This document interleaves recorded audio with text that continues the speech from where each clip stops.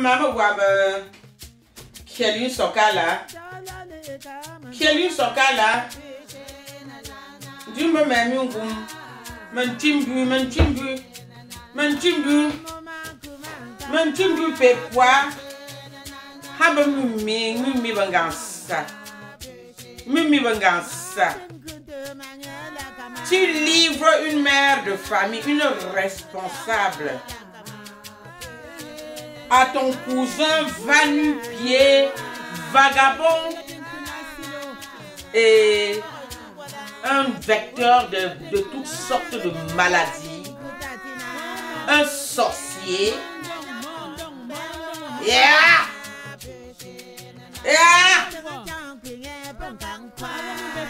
Fonga no boué puis le nangamu, non tonda moi.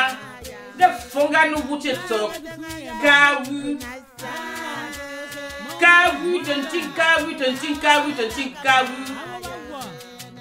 D'éternité en éternité, de génération en génération.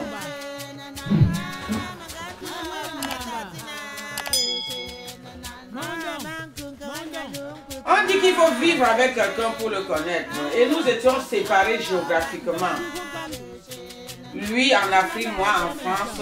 Et les fois où je fais mes économies pour prendre le billet d'avion pour aller le voir. Et surtout pour remplir les cadeaux dans le sac pour aller les distribuer. J'étais tellement contente de cette relation de mariage que je n'avais pas en idée que c'était une histoire pour laquelle j'allais y laisser ma vie. Je suis une féminicide qui vous raconte mon vécu. En tant qu'une féminicide rescapée, survivante de multiples empoisonnements, c'est que mon corps, mon organisme aujourd'hui est à la merci de tout ce qu'on a mimé dans ce corps. Mon corps est devenu mon corps est devenu un champ de mine. Je suis mimé du poison véhiculé par un délinquant vaurien, bon à rien, bon à ne pas fréquenter, bon à ne pas courtiser, bon à ne pas connaître, bon à ne pas épouser, bon à ne pas faire l'amour avec. Mais cependant, je suis la victime pour avoir écouté celle qui m'avait envoyé derrière son cousin. Elle m'avait envoyé derrière mon cousin parce que elle m'enviait au point de me souhaiter la mort. Toi, tu es criminel et tu cherches à donner la vie. Mais il faut faire le choix dans la vie. Tu fais le choix de donner la vie, tu fais celui de tuer les vies. Contente-toi d'en tuer les vies, mais n'en demande pas trop. N'en demande pas trop.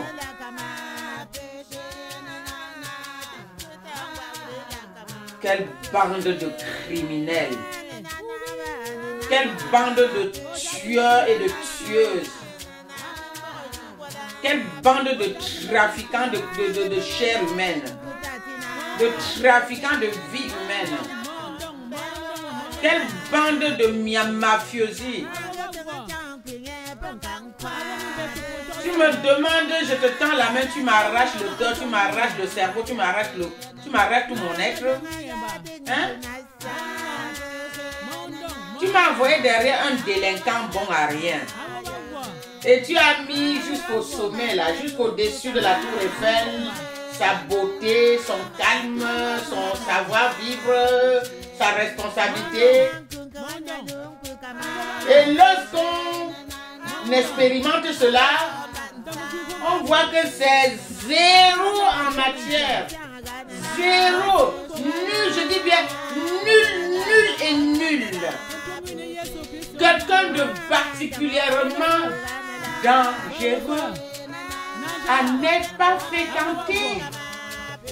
Quelqu'un à ne pas connaître. Plus vous ne le connaissez, mieux c'est. Mieux c'est. Quelqu'un tellement mauvais, tellement méchant, tellement abject, qu'il arrange son corps. Son corps pour lui devient une sorte de marchandise qu'il arrange pour aller le vendre aux enchères. Et tout ça dans le seul et l'unique but de vous attraper dans son piège de criminel et de vous incriminer de toutes sortes de maladies incurables, de maladies inguérissables, de maladies mortelles qui portent en lui.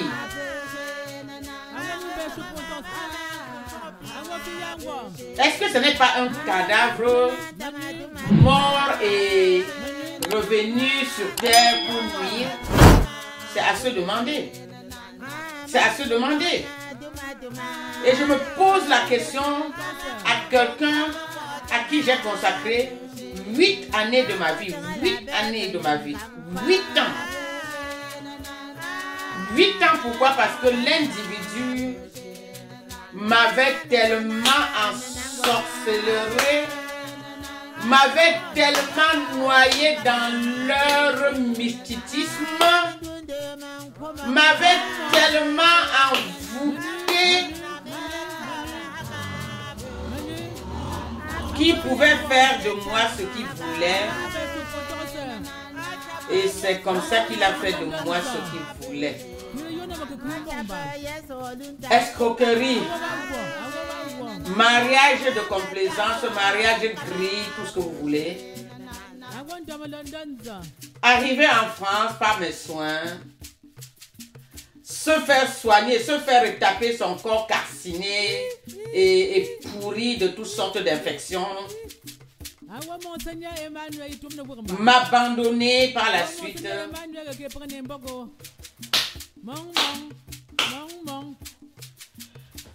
Mes sœurs, spécialement à vous femmes, nous sommes le plus souvent victimes de certains hommes pervers et que leur vie est, je vous assure que leur vie est composée, fabriquée dans l'extrême perversité. L'extrême perversité. Sa cousine qui m'envoie à lui, un bon à rien. Moi aussi qui le rencontre, dans ma naïveté, je me dis ok. Je vois seulement le côté, le faire du bien et le sortir de là. Le faire du bien et le sortir de son extrême misère. Mais je ne vois pas le côté que cet homme peut être malheureux autant parce que c'est les péchés qui le rendent si malheureux. Je ne vois pas le côté que cet homme peut être maigrichon de la sorte parce que c'est les sangs versés qui le suent son propre sang à lui. Cet homme peut être maigrichon à telle sorte parce qu'il a trop sacrifié les vies humaines. Je ne vois pas, je ne raisonne pas dans ce sens-là. Je raisonne seulement dans le sens de compatissons pour lui, ayons pitié de lui, aimons-le tel qu'il est et rendons-le service, rendons le service, rendons le service, rendons le service. Et tout ça par amour. Par amour pour quelqu'un, en définition, c'est à se demander s'il connaît même la signification de ce mot-là. Mot amour. Amour pour lui, c'est juste un nom pour braquer. C'est un mot qui lui sert pour utiliser et arriver à ses fins. Utilisé pour braquer les femmes, utilisé pour braquer les âmes seules, utilisé pour braquer les personnes un peu en détresse, utilisé pour braquer les femmes à la recherche d'un compagnon, utiliser le mot aimer pour arriver à ses fins et surtout à détruire ce qui lui est, ceux à qui il a eu le bonheur, ceux à qui il doit même son existence, sa survie. Il doit sa survie.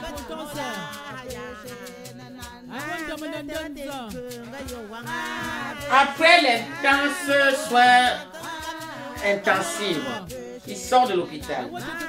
Le chantage commence. Il ne fallait pas dire à ma famille, hein, pourquoi parler du sida, hein, pourquoi si, maintenant ma famille ne voudrait plus qu'on vive ensemble, hein, maintenant ma famille ne voudrait plus qu'on vive ensemble. Hein. 15 mois jour pour jour, il s'en va d'ici. Donc soit 1 an, 3 mois, il s'en va d'ici.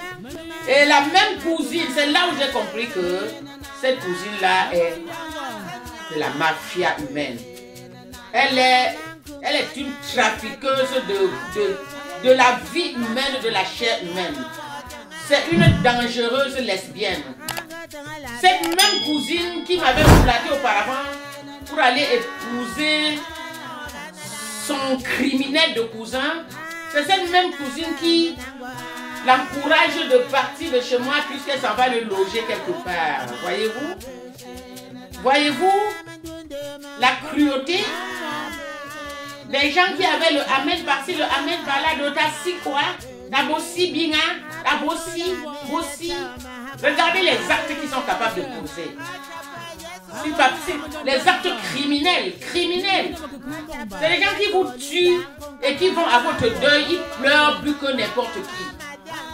Alors que c'est eux qui vous ont tué. Voilà dans quoi ma vie a été noyée. Ma vie a été noyée dans une famille de criminels qui vous assassinent et qui vont à votre deuil, ils pleurent votre deuil plus que les vrais concernés même. Voilà dans quelle famille la Fongane vous m'a mise. Fongane vous est la première de sortir son taco de cousin à qui j'ai sauvé la vie, à qui j'ai amené en Europe, à qui j'ai fait découvrir un pays qu'on appelle l'Europe, à qui j'ai sorti du carnivore là où il dormait, puisqu'il dormait au shot. Chez papa et maman, ils dormaient au WC là. À qui j'ai tout donné. Même sa propre famille le dit, que je lui ai sauvé la vie. Et il en a fait quoi de la mienne? Il en a fait quoi de la mienne? Posez-le la question que... Tu as fait quoi de la vie de cette femme qui t'a sauvé la vie? Tu as fait quoi de sa vie à elle? Alors sachez qu'il a détruit ma vie. Il a détruit ma vie et cela en plusieurs reprises. Hein. En plusieurs reprises, raison pour laquelle je vous crie,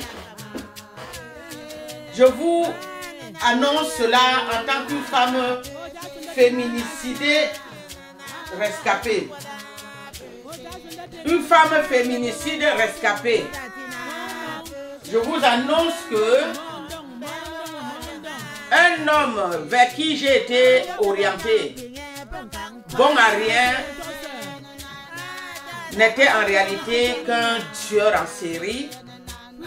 Un tueur en série, mais un tueur qui s'arrange à ne pas avoir le sang dans sa paume de main, car le sang versé est plutôt dissimulé en lui. Dissimulé en lui. Dissimulé en lui. Je lui ai même dénoncé au judiciaire. Les judiciaires n'ont pas pris l'affaire au sérieux. Les judiciaires préfèrent continuer à laisser cet individu délinquant et dangereux continuer à briser la vie. Mais j'ai fait ce que je pouvais faire à mon niveau.